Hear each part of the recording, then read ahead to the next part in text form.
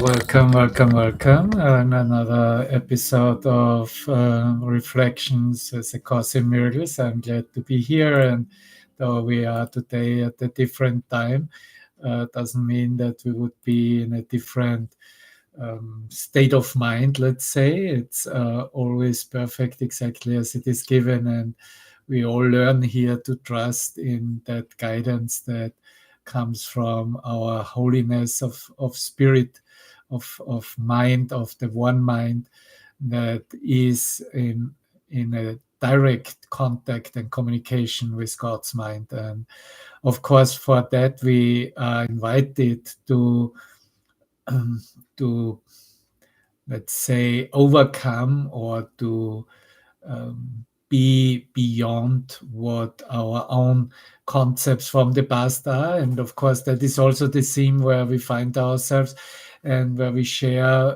beyond perception. And we will finish up in a second part here, what in that section of this beyond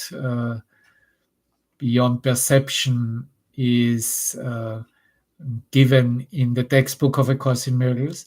And we will read from the Complete and Annotated Edition, where we are at chapter 3 in the 7th section. And we did the first 7 paragraphs. And in the edited version, we are in the 5th section, or we did the 5th section. I would need to look up how far we came. We did the first 5, right? The first 5 paragraphs, and we'll continue in the 6th one, though I cannot now guarantee on which part where it says prayer is a way of asking for something, and it is the medium of miracles, where we find that in the original version, but we will get there, so no problem, no worries. And of course, we have a fantastic lesson of the day, also lesson 161, Give Me Your Blessing, Holy Son of God. And in that title as given in the lesson, speaking or inviting the Holy Son of God, of course, directs our mind in recognizing the Holy Son of God.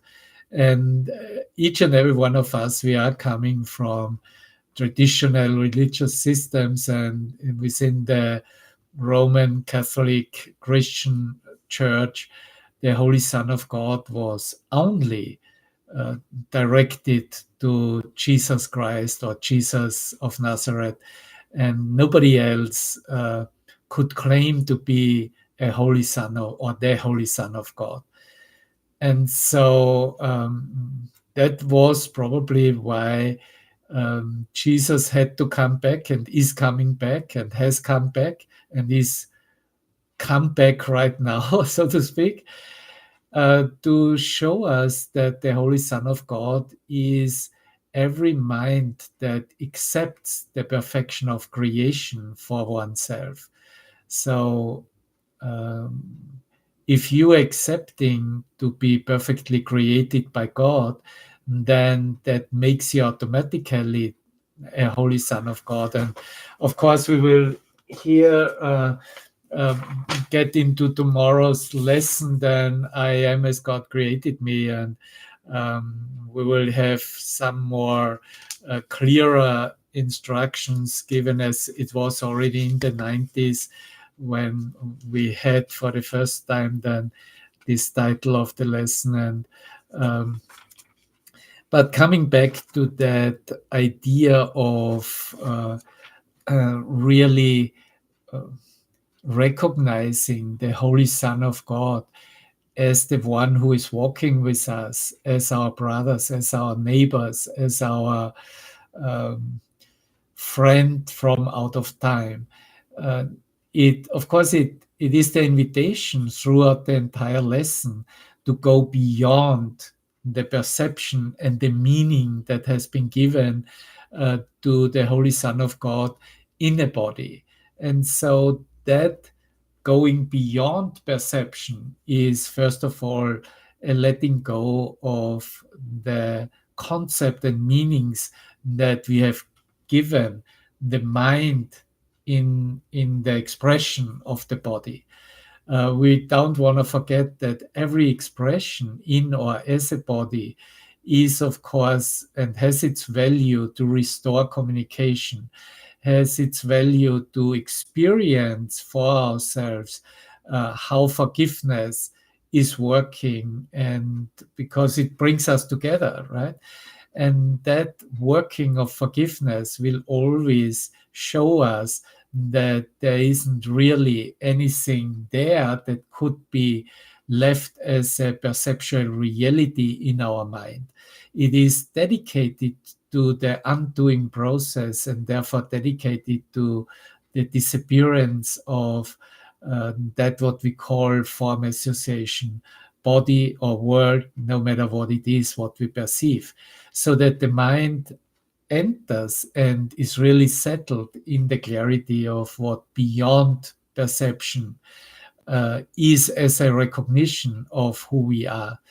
So that is kind of the basic teaching of A Course in Miracles, because the teaching is to let every idea, every meaning being transformed so that the love is experienced and is expressed and shared and extended, because we are love. Love created us as itself, and therefore we have everything as a source, as a power in our mind to recognize ourselves and each other as love, and to recognize what it is we are really sharing and giving, because it isn't really anything beyond the love itself. And so we are using every coming together, every image, every picture of a relationship in our mind to bring that force, to let that love flow freely uh, through from our heart to our heart, in the recognition that we see and meet only our heart. And that action, if we call that as recognizing who we are as beyond perception, is also reflected in this lesson 161 of asking for the blessing of the of in that recognition that it is the Holy Son of God from whom we receive these blessings. It's not about a conceptual blessing. It is really about an extending of that love from the heart of hearts. And that is a recognition of the self within ourself. That's a mind that knows itself, knows everyone, and knows the entire world. And so any extension, any thought that extends from a mind that knows itself is how the Holy Son of God experiences himself and fulfills his function here. So, of course, there are the entire lesson is really um, amazing, because it gives kind of an indication also of the necessity and how we escape fear thoughts. And an expression of fear is any form of being upset, any form of emotional anger, any form of how it is experienced in being right about how anything or anyone is perceived. And so that going beyond perception is, of course, living in a new consciousness or awareness of constantly being aware where the ego could sneak in, and using the Holy Spirit in order to have that healing and undoing process happening all the time. And this is where we really meet. So, is there any difference between our meeting here as imageries uh, on the screen, or in our coming together in physical presence? In truth, not, because everything is the same illusionary image. in our coming together in physical presence is also just an illusionary image. But we are bringing a kind of maybe an in bringing ourselves in coming together also maybe the energy is easier to receive, and to that experience of one mind.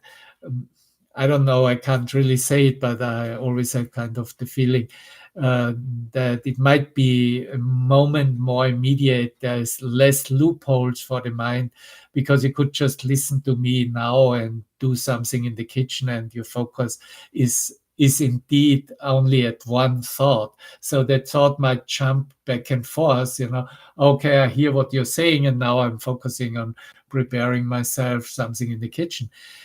In truth, what we learn is always that we can only have one thought at a time. And that thought that we are thinking is indeed our experience. So he calls it in the lesson, then he calls it abstraction. Yeah?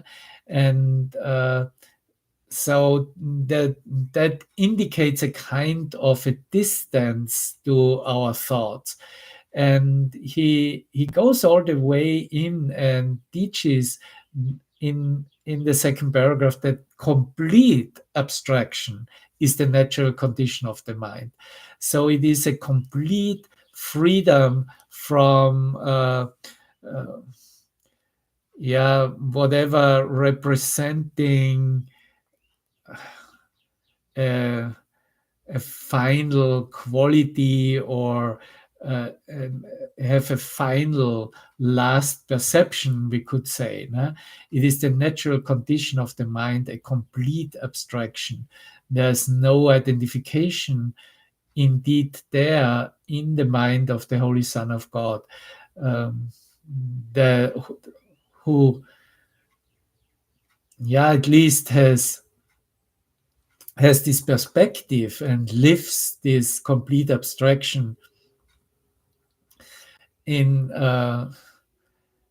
as long as there's a time-space experience. Of course, it will also be just refining towards a consistency. But it is absolutely okay to have these holy instances, these holy moments where complete abstraction is completely clear in the mind. But then he also goes into what we are allowing to be undone and transforming in our minds, and says part of it is now unnatural of the mind. It doesn't look on everything as one. In that complete abstraction, you could say. It sees instead but fragments of the whole, for only thus could it event the partial world that is seen. And the purpose of all seeing is to show what you wish to see. So the purpose of the world, it's still of your own making. It is a reflection of your own mind, of my own mind. And so it is the invention of seeing a partial world. And the purpose of all seeing is to show you what you wish to see. So we have to completely own it and take responsibility. This is my choice in my mind. It's not, I'm not seeing a partial world because you or anybody else is choosing that.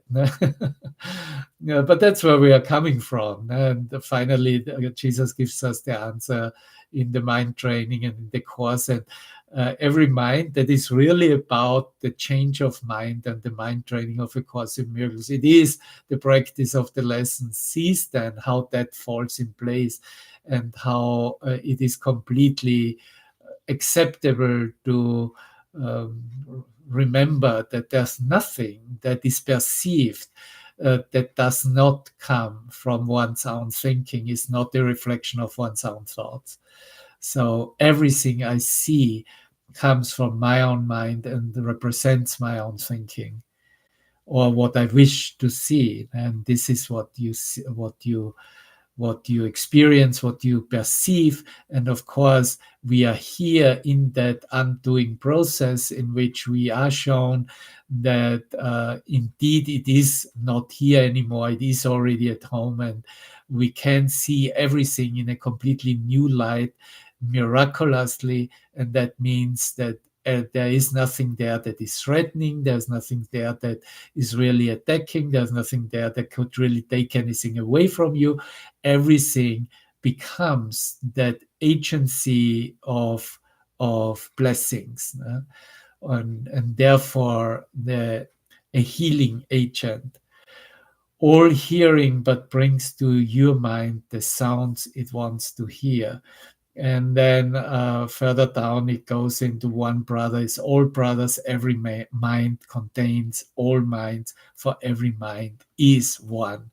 And already, like listening to that, you can see that there's a direction given into complete oneness, which is our experience by complete abstraction.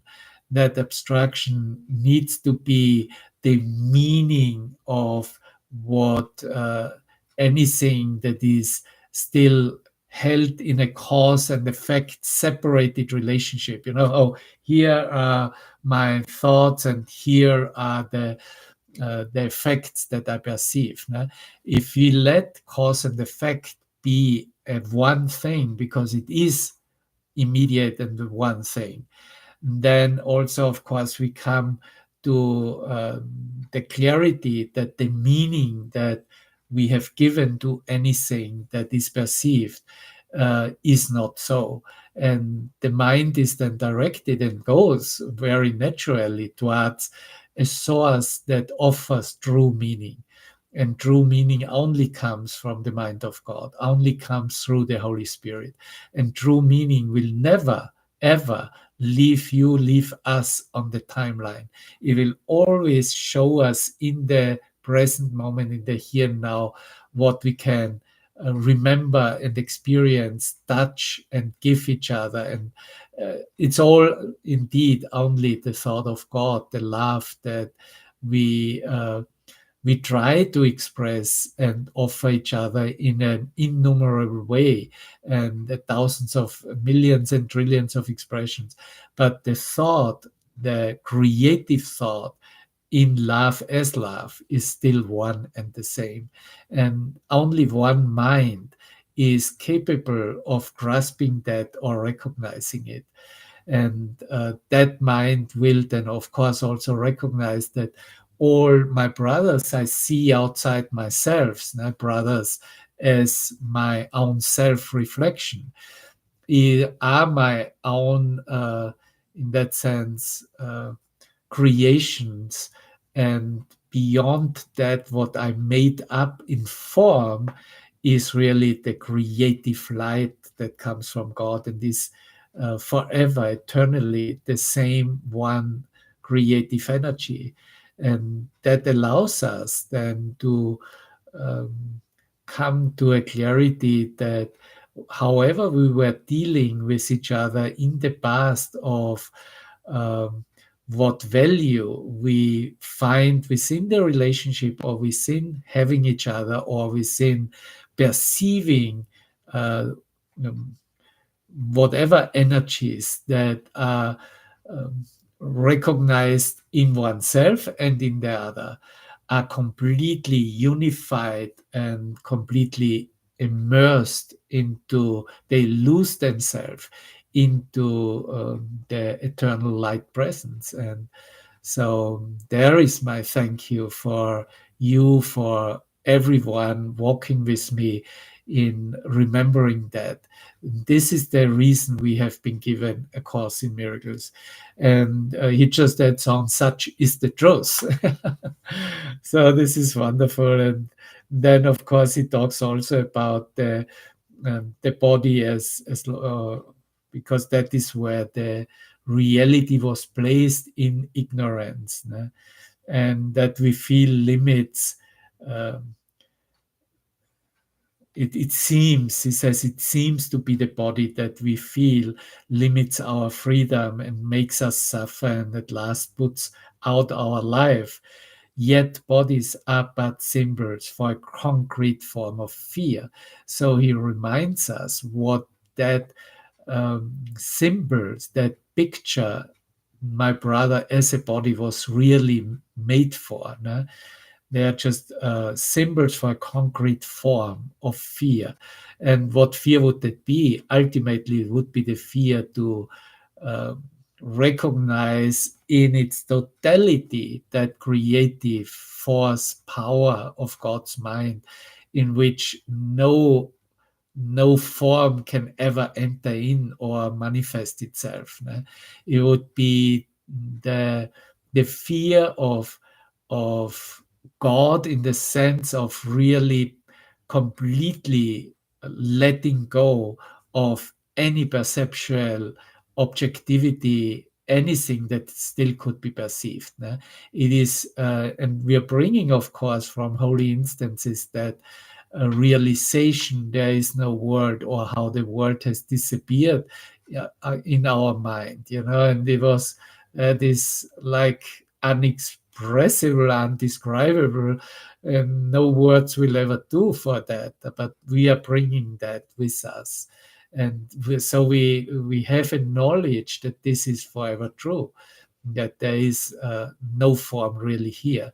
But since there is a perception of form that you have, and therefore there's still some lingering uh, meaning with that, of course, we are walking together in that undoing, in that correction of that meaning, so that that original memory of the complete disappearance of any objective reality is again confirmed and welcomed and remembered. So, symbols for a concrete form of fear. Fear without symbols calls for no response, for symbols can stand for the meaningless. And he goes immediately from there into love. Love needs no symbols, being true. That means love doesn't really need the symbol of the body for being true. That the body is part of that perception in the process, in the transformative process, is really just to, as I was just mentioning it, to restore the mind, to see that it is acceptable and okay to to to be only in God as God, and that means to be okay that the world disappears, because in truth it already has disappeared. So we are really, these are examples for what we are teaching right now from the textbook in chapter 3, in the understanding of beyond perception. We want to keep it in that context, because uh, as long as the mind is not willing to go beyond perception, it will be caught up in dream images and in its meaning that it has given to dream images, and therefore will have experiences of perceiving something wrong, or experiencing pain, experiencing some forms of suffering. Fear attaches to specifics being false. Bodies attack, minds do not, but minds do not. Very, very important. The basic of the course teaching is that we are mind, your mind. Mind does not attack. Mind is not really confined, or in a is not really linked. What it is stated in the course, to any memory of the past, because the body imagery is a memory of the past, period. As long as I see body images, I'm still in the undoing process, in the transformative process of the meaning that I've given to that illusion. But mind, remembering that it is pure mind and only mind and nothing but mind, which means then finally the spirit energy of the light of God's mind, um, is there is indeed not really any place for a reality of a body. No? So it can only be for a last moment at the end of time, seeing some imageries that are like pictures, how we made movies, no? Out of single pictures, and those pictures are recognized as, okay, this is why I was holding on to it. This is what I still had use for. This is what for I still valued it and wanted to have it in my experience, in my perceptual experience. And all this is only temporary. Indeed, we are reviewing that already from home, but as long as we are here, we have to remember that uh, this these temporary experiences and images will have their end, and because we already know that they are already over and gone. So it is always just this moment, this very moment. Yeah, so it's beautifully how he goes with that and goes from there into Christ's vision, that teaches first in the transformation of looking beyond the body appearance of the brother. And he states it quite frankly and quite plainly. Who sees a brother as a body sees him as fierce symbol, period. And he will attack because what he beholds is his own fear external to himself, poised to attack, howling to unite with him again. Mistake not, the intensity of rage projected fear must spawn. It shrieks in wrath and claws the air in frantic hope it can reach to its maker and devour him. And those would be where the ego reacts in. And we can't lose that reality. The body needs to stay intact. This do the body's eyes behold in one whom heaven cherishes. The angels laugh and God created perfect. This is his reality, and in Christ's vision is his loveliness reflected in a form so holy and so beautiful that you could scarce refrain from kneeling at his feet. Yet you will take his hand instead, for you are like him in the sight that sees him thus. Beautiful, beautiful, beautiful. I love it. I love it. Thank you for being here with me. Well, let's have a look where we left it in the chapter 3 textbook, in with the theme Beyond Perception. And so here we left it in the expression that knowledge doesn't require ingenuity at all.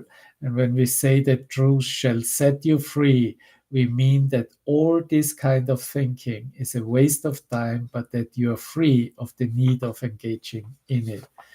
And then he continues. Note again that the functions of the soul, that what was then edited into mostly spirit or mind, the functions of the soul were not referred to as abilities. This point requires clarification because abilities are beliefs which are based on a scarcity fallacy, since they do not mean anything apart from within group comparisons. As you yourself never fail to point out, nobody has none of an ability and nobody has all of it. That is, of course, why the curve never rests on the line, the clearest implications of relativity, which properly inheres in this statement, demonstrates that abilities are not functions of the soul. So, abilities are not functions of the soul. The soul's functions are not relative, they are absolute, they are of God, and God, and therefore God like. So that would make here would the Son of God come in. That is God-like can be called the Son of God. And so you see here is a clear clarification that all that is of God is absolute. And so all that is soul capitalized, that comes from the untouched light creative spirit, so to speak, is absolute and not relative. Okay, here it is. Prayer is a way of asking for something. When we said that prayer is the medium of miracles, we also said that the only meaningful prayer is for forgiveness, because those who have been forgiven have everything. So you see here, Jesus clarifies for us what prayer really stands for, and how we are also making prayer meaningful when it is dedicated to forgiveness. And yes, it is still on the level of asking for something, but it is no longer on the level of asking something specific, special, something that has only a meaning on the timeline. It is really the asking for experiencing the miracle, experiencing our wholeness, our own healing in that alignment with the mind of God. Once forgiveness has been accepted, prayer in the usual sense becomes utterly without meaning. Utterly without meaning. Once forgiveness has been accepted. So that's it, basically, and forgiveness will be the forgiveness of ourselves, of myself. And that is again the declaration or the demonstration, the teaching. Yes, everything that I see that is perceived or even anybody sees in the world comes from my mind, reflects my own thoughts. Essentially, a prayer for forgiveness is nothing more than a request that we may be able to recognize something we already have. So that's what we share over and over again. It is, you are already given it, you already have it. Just remember the gifts of God that you received. We already have. In electing the ability to perceive, so here we're coming back to perception. In electing the ability to perceive instead of the will to know, all power to know and only know. So electing the ability to perceive, man placed himself in a position where he could resemble his father only by perceiving miraculously. But he lost the knowledge that he himself is a miracle. Miraculous creation was his own source and also his own real function. And the quote, God created man in his own image and likeness, is correct in meaning, but the words are open to considerable misinterpretation. This is avoided, however, if image is understood to mean thought. Image stands indeed for thought. I do like this kind of correction that he offers it out. I've used that regularly in my sessions. That expression of God created his son in his own in his own image.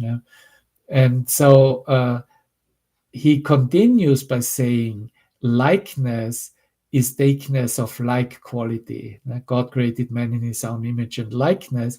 So image stands for thought, and likeness was used for of a like quality, or is now corrected into a clearer understanding. So now we can read the same sentence again, and here it is. God did create the Son in his own thought and of a quality like to his own. Oh my God, isn't that awesome? God created you as his son in his own thought, perfect thought, creative thought, and of a quality like to his own, what he is. He cannot create anything less or more, in the exact same, his own quality. There is nothing else.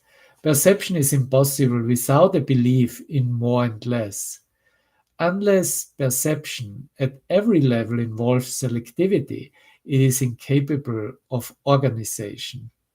In all types of perception, there is a continual process of accepting and rejecting, of organizing and reorganizing, of shifting and changing focus.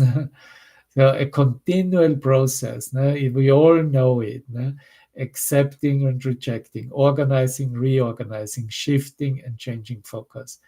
Evaluation is an essential aspect of perception because judgment must be made for selection. Lack is a concept which is meaningless to a perceiver because the ability to perceive at all rests on lack. So if we start and we perceive things, forms, bodies, a world, that's already a reflection of lack, right? Now, it rests on lack. Now, lack of lack in that sense doesn't have any meaning, because that what has been made up is indeed already nothing. So there's not anything less than nothing. What happens to perception if there are no judgments in that undoing process of judgments, and there is nothing but perfect equality? What happens to perception if there are no judgments? What happens? And if there is nothing but perfect equality, perception is automatically useless.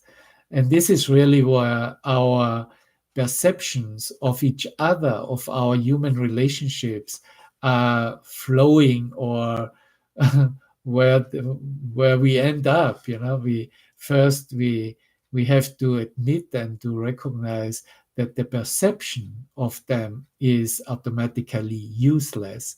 That will direct the mind clearly only to what is contained in mind, which is what spirit is: love, light, peace. Truth can only be known. All of it is equally true, and knowing any part of it is to know all of it. Only perception involves partial awareness. Knowledge transcends all of the laws which govern perception. Partial knowledge is impossible. Thank you. It is all one and has no separate parts. For example, the parts have not separated. This is the real knowledge. You who are really one with it need but know yourself, and your knowledge is complete. To know God's miracle is to know Him. So again, know thyself. To know thyself, and your knowledge is complete. To know God's miracle is to know Him. Forgiveness is the healing of the perception of separation. It is forgiveness. Correct perception of each other is necessary only because minds have willed to see themselves as separate things, and therefore have defined each other as personalities and form, body form. Each soul knows God completely. This is the miraculous power of the soul. The fact that each soul has this power completely is a fact that is entirely alien to human thinking, in which if anyone has everything, there is nothing left. Again, the fact that each soul has this power Completely is a fact that is entirely alien to human thinking, in which if anyone has everything, there's nothing left. God's miracles are as total as his thoughts because they are his thoughts. God shines in them all with perfect light. If they recognize this light anywhere, they know it universally. Revelation cannot be explained because it is knowledge. Revelation happens. It is the only really natural happening because it reflects the nature of God. And of course, this is also, I can only, I'm used and I can teach that because I had a revelatory experience. And if you think you didn't have any, you can ask right now for it. And that association that we are coming and recognizing what is going on in one mind will open that up instantly. It doesn't take time. There isn't a lifelong life, many lives waiting for revelation as it is taught in many religions. We are bringing that really into the here and now. Isn't that awesome? Okay, it is the only really natural happening because it reflects the nature of God. As long as perception lasts, prayer has a place. Since perception rests on lack, those who perceive haven't totally accepted the atonement and given over themselves to truth. Those who perceive, those who perceive. Perception is a separated state, and the perceiver does need healing, period. Now, everyone who perceives anything still does need healing and is here to accept the atonement for himself. Communion, not prayer, is the natural state of those who know God and his miracles are inseparable. To finish up, all words at best are preparatory. The word is really a thought. No one word is universally meaningful because a word is a symbol, but thought is not divisible by creation. The original name for thought and word was the same. Interesting, isn't it?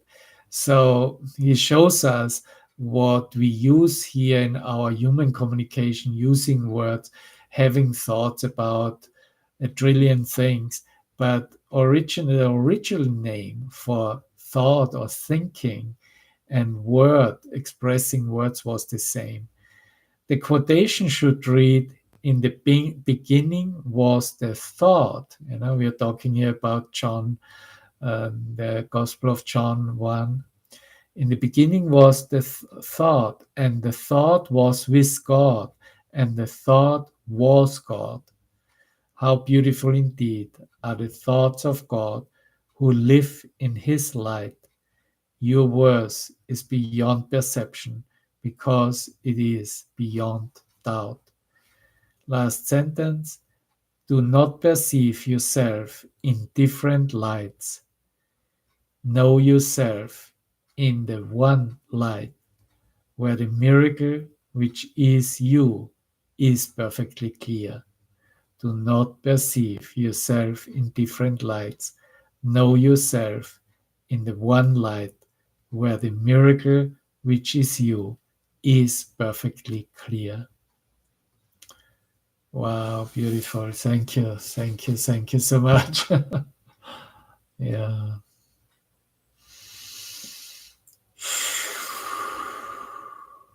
Danke.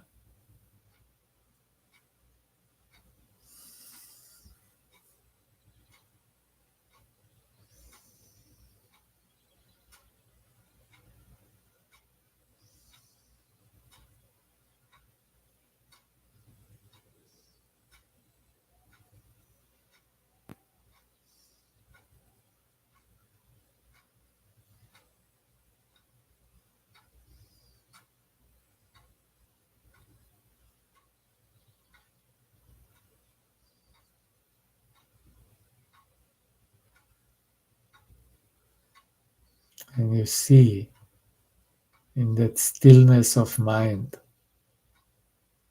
there is peace, there's love, there is light.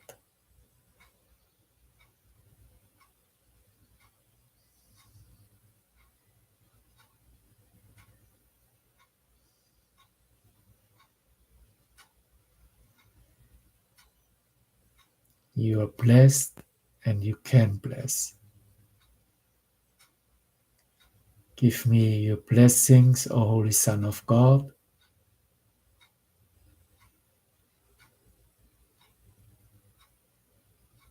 Bless it and blessings to everyone, each and everyone, all the world. Blessings from the heart, blessings from the soul, blessings of the divine.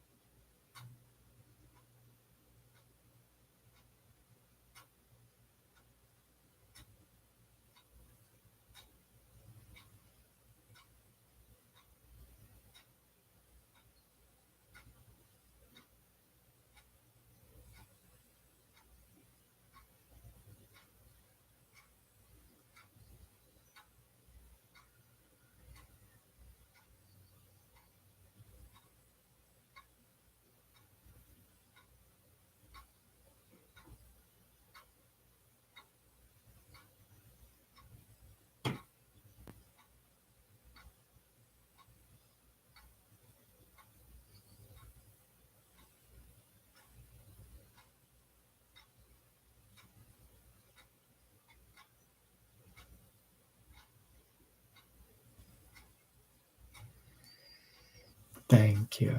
Thank you. Thank you. You have a most wonderful day, evening, morning, wherever you are, whenever you tune in to this communication and to that clarity, what is already inside, what you are, what we are as one already.